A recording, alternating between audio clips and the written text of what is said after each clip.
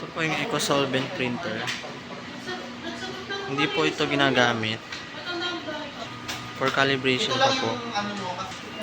Ito po yung printer head. Hindi pa po ito napapalitan simula nung na-install. Ito naman po ang copy na meron pong 85% good condition pa. Head clean.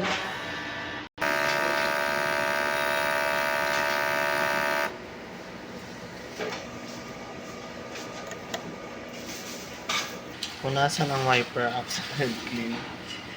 Nozzle test. Ang ink system po ay tama lang ang level. Waste tank po na nilinis ng isang araw. Ito naman ang AVR. Ito naman ang ground wire. Ito naman ang aming stocks. Ito po yung in-use ink, eyelets, at film. Wala po akong unused. Ito na po yung used at saka unused. Ito naman ang nagamit namin si MYK. Nagsabi ka na? Cyan, Genta, Yellow, Black, EcoSolvent roll. Ito naman ang daily output record. Wala pong naran since December pa. Printer daily checklist.